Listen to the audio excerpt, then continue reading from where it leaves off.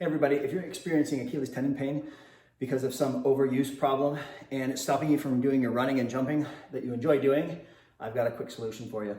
Now, Achilles tendinosis or tendinopathy, it's classified as an overuse injury, but if it's happening on one side of the body, we have to understand or try and figure out why did this side of my body get overused. I wasn't taking twice as many steps when doing my running or jumping, but I might be loading it inappropriately. And a big cause that I find clinically for Achilles tendon pain and issues is weak glutes, weak core. Let's work through some progressions, shall we? First off, we're gonna activate some core. So we're gonna do some anterior core activation with some dead bugs. Then we're gonna move into some posterior core with some bird dogs. And then we're gonna go into some lateral core with some side planks. And if you got the option, we're gonna do some kicks. So we can get a little stretch. Yeah! From there, we're gonna go into some glute activation. And if you have the option and the control, go to the single leg version. If you don't, forget it. We can also add in some isometric work into the calves so we can work on the gastroc and the soleus in the short range.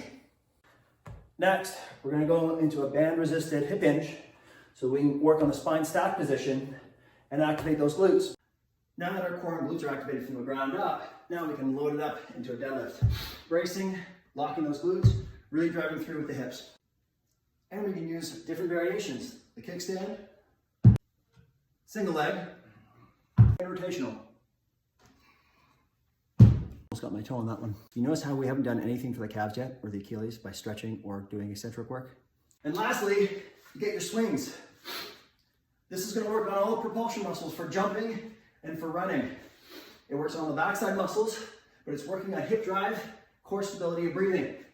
If any of those muscles up above aren't working for propulsion, then we're going to overuse and overdrive those Achilles and those calves, hence overuse injuries. Personally, I've had multiple Achilles issues developing as an athlete, and what it always comes back down to, for me specifically, is mobility and control in the hips and core control in the spine. If we don't drive propulsion from the hips and we don't have good rotation control or good control of the spine, we end up driving off something else. If your calves are big and strong, guess what your body's gonna use? You're gonna use those.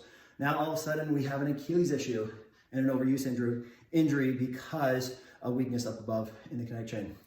Give these a shot, let me know what you think.